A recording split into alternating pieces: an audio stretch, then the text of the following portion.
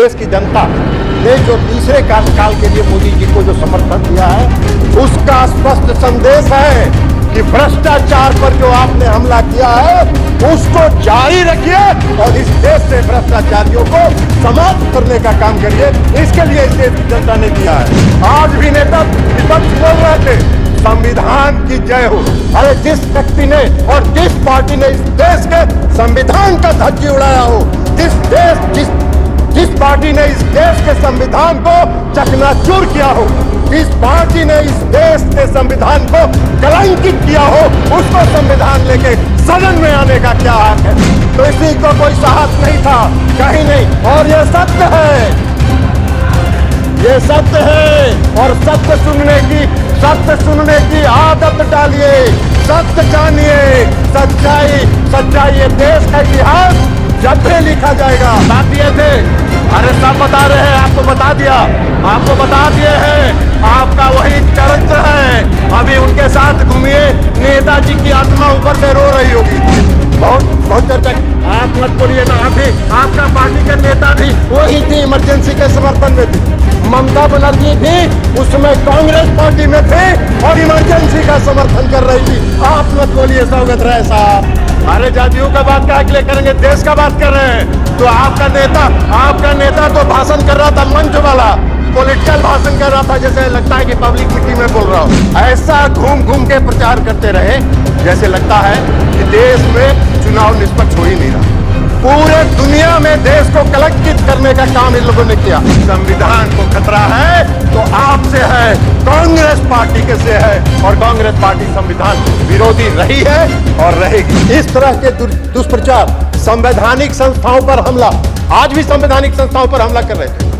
आज भी लोकसभा के अध्यक्ष की संस्था पर हमला कर रहे थे और उस समय भी संवैधानिक संस्थाओं पर उन्होंने हमला किया, लेकिन जनता ने रिजेक्ट कर दिया। जनता ने उसको रिजेक्ट कर दिया।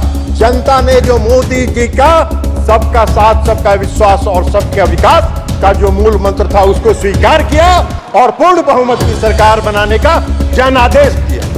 लेकिन क्या कीजिएगा, आज भी वो बोल रहे थे। अब आपको हम एक बात बताना चाहते हैं कि देश की जनता ने जो तीसरे कार्यकाल के लिए मोदी जी को जो समर्थन दिया है, उसका स्पष्ट संदेश है कि भ्रष्टाचार पर जो आपने हमला किया है उसको जारी रखिए और इस देश से भ्रष्टाचारियों को समाप्त करने का काम करिए। इसके लिए इस देश की जनता ने दिया है। अर्थव्यवस्था में सुधार के जो कार्यक्रम आपने चलाए हैं, उस कार्यक्रम को चलाए रखिए और देश की अर्थव्यवस्था को दुरुस्त करिए।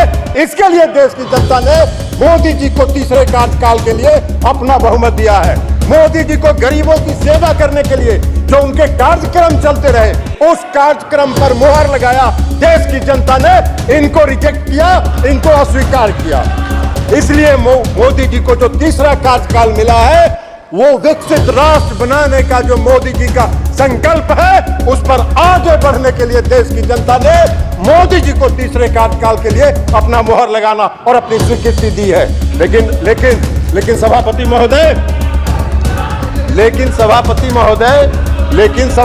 महोदय 1971 का चुनाव हो रहा था।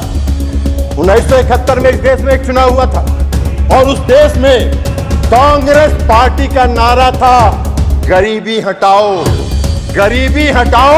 देश बचाओ। जनता ने भरोसा कर लिया, जनता ने इन पर भरोसा किया।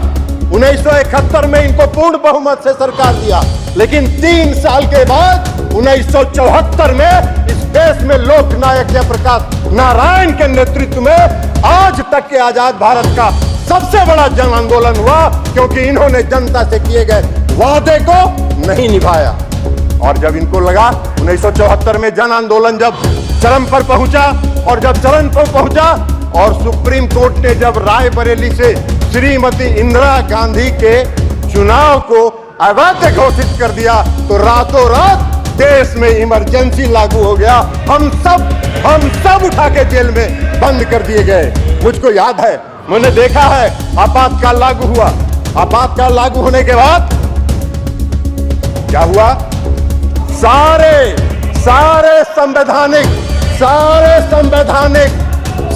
संवैधानिक और देश की जनता का जो फंडामेंटल राइट था वह राइट बंद कर दिया गया। किसी को बोलने का हक नहीं था, किसी को चिल्लाने का हक नहीं था, किसी को कुछ भी एक शब्द बोलने का, प्रेस की आजादी पर लगा दिया गया। हम सब लोग उठा के जेल में बंद कर दिए गए। मैं भी रहा हूं, जेल में उठा के बंद कर दिया गया। और सभापति महोदय आज जब आ रहे थे, जब सदन का जब पहला दिन का सत्र था, तो संविधान का किताब लेके कांग्रेस पार्टी के लोग आ रहे थे। आज भी नेता विपक्ष बोल रहे थे संविधान की जय हो। अरे जिस व्यक्ति ने और जिस पार्टी ने इस देश के संविधान का धज्जी उड़ाया हो, जिस पार्टी ने इस देश के संविधान को चकनाचूर किया हो, जिस पार्टी ने इस देश के संविधान को कलंकित किया हो, उसको संविधान लेके सदन में आने का क्या हक है और संविधान की बात करने का क्या हक है? उनको कोई हक नहीं है संविधान के बारे में चर्चा करने का। सारी जिंदगी कांग्रेस पार्टी ने संवैधानिक संस्थाओं को, संविधान को समाप्त करने का काम किया है। पूरा इमरजेंसी इसका गवाह है। किसी को कोई साहस नहीं था, कहीं नहीं। और यह सत्य है और सत्य सुनने की आदत डालिए, सत्य जानिए। सच्चाई ये देश का इतिहास जब भी लिखा जाएगा, इस देश का इतिहास जब लिखा जाएगा, तो आपातकाल कलंकित करने का वाला काला अध्याय के रूप में संविधान में लिखा जाएगा। ये बात है। आप बहुत चर्चा कर रहे थे, बहुत चर्चा कर। आप मत बोलिए ना, आप भी, आपका पार्टी का नेता भी वही थी, इमरजेंसी के समर्थन में थी। ममता बनर्जी भी उसमें कांग्रेस पार्टी में थे और इमरजेंसी का समर्थन कर रही थी। आप मत बोलिए सौगत राय साहब, हम लोग भुगते हैं, हम लोग ने पीड़ा सही है, हम लोग को दर्द मालूम है। इसलिए आप ही चले जाइए, 2-4 बार बन जाइएगा बंगाल में, चिंता मत करिए। अभी तो खाली कानून का किताब लेके खड़ा हो जा रहा है, इसलिए खाली टिकट आपको दे के लोकसभा का मेंबर बना दिया जा रहा है। तो इसलिए खाली संविधान पढ़ते रहिए, संविधान दिखाते रहिए। संविधान से कोई लेना देना आप लोग का है नहीं, संविधान से कोई मतलब आप लोग का है। और कई पार्टियां इस सदन में वो भी लेके आए, संविधान की प्रति साथ में लेके आए। डीएमके पार्टी या आपको समाजवादी पार्टी, खैर समाजवादी पार्टी और डीएमके पार्टी को संविधान लेके सदन में आने का हक है। इसलिए कि मुझको याद है कि जब इमरजेंसी लागू हुआ तमिलनाडु में श्री करुणानिधि साहब के नेतृत्व में सरकार थी और इस कांग्रेस पार्टी ने करुणानिधि के सरकार को बर्खास्त कर दिया और सबको उठा के जेल में बंद कर देने का काम किया। लेकिन आज डीएमके के लोगों को, समाजवादी पार्टी के लोगों को की मजबूरी है कि कांग्रेस पार्टी के साथ साथ संविधान का लेके चले, लेकिन घूमिए, साथ रहिए जरूर, लेकिन संविधान को ध्वस्त करने वाले पार्टी का समर्थन मत कीजिए। यह हम आपसे आग्रह करना चाहेंगे। कांग्रेस पार्टी का एक बात, अरे जातियों का बात क्या के लिए करेंगे, देश का बात कर रहे हैं। तो आपका नेता तो भाषण कर रहा था, मंच वाला पॉलिटिकल भाषण कर रहा था, जैसे लगता है कि पब्लिक मीटिंग में बोल रहा हो। आप वही चाह रहे हो। इस देश में जॉर्ज फर्नांडिस एक नेता थे। जॉर्ज फर्नांडिस एक ऐसा नेता था जिसकी देशभक्ति रोम रोम में भरी हुई थी। इमरजेंसी के दौरान जॉर्ज फर्नांडिस को कितना कलंकित करने का काम, प्रताड़ित करने का काम और अपमानित करने का काम इन लोगों ने किया। और ये संविधान की बात कर रहे हैं, ये संविधान की रक्षा की बात कर रहे हैं। बड़ा आश्चर्य हो रहा है हम लोग। तो इसलिए संविधान की बात तो मत करिए। और खास करके नेता विरोधी दल का परिवार को कौन संविधान की बात करने का हक है? नेता विरोधी दल का परिवार संविधान विरोधी है। काला अध्याय में आपके परिवार का इतिहास लिखा जाएगा, इस देश के इतिहास। इसलिए आप वो करिए। अध्यक्ष महोदय, सभापति महोदय, पूरे चुनाव प्रचार के दौरान इन्होंने इस देश की चुनाव प्रक्रिया पर प्रश्न चिन्ह खड़ा, इस देश की चुनाव प्रक्रिया पर प्रश्न चिन्ह खड़ा। ऐसा घूम घूम के प्रचार करते रहे जैसे लगता है कि देश में चुनाव निष्पक्ष हो ही नहीं रहा। पूरे दुनिया में देश को कलंकित करने का काम इन लोगों ने किया। बीच बीच में सुप्रीम कोर्ट जाते रहे चुनाव आयोग को और ईवीएम मशीन को चुनौती देने के लिए। और अगर ईवीएम खराब है ईवीएम खराब है तो सौगत राय जी, ममता दीदी का सरकार बंगाल में कैसे बन गया? हिमाचल में आपकी सरकार कैसे बन गई? कर्नाटक में आपकी सरकार कैसे बन गई? तेलंगाना में आपकी सरकार कैसे बन गई? अगर ईवीएम खराब है तो जब आपको मिल जाए तो बड़ा आनंद में, और जब हारने का बारी आए तो ऐसा शो करिए कि जैसे लगता है कि निष्पक्ष चुनाव नहीं हो रहा है, बेईमानी से कोई जीत रहा है। अरे देश की जनता कभी आप पर भरोसा नहीं करेगी। बैलेट पेपर जब चुनाव होता था हम लोगों ने देखा, बैलेट पेपर से जो चुनाव होता है हम लोगों ने देखा, एक थाक का थाक बैलेट बॉक्स से बैलेट पेपर निकलता था, थाक का थाक, जिस पर कोई वोटर का दस्तखत नहीं, कुछ नहीं, और उसी की गिनती होती थी। और यही प्रक्रिया आप चलाते रहे और सत्ता का आनंद लेते रहे, देश के संविधान का धज्जी उड़ाते रहे। वही आज भी चाहते हैं, वही आज भी चाहते हैं। नरेंद्र मोदी जी की सरकार इसको कभी स्वीकार नहीं करेगी। इस देश की जनता का भरोसा नरेंद्र मोदी जी पर है, तो इसलिए आप इस पर चिंता मत कीजिए। और इसके साथ साथ मैं आपको, और याद है ना, आपने देखा था, अभी बोल भी रहे थे, कोई स्पीकर बोल रहे थे, आप मोदी जी पर आरोप लगाते हैं कि संविधान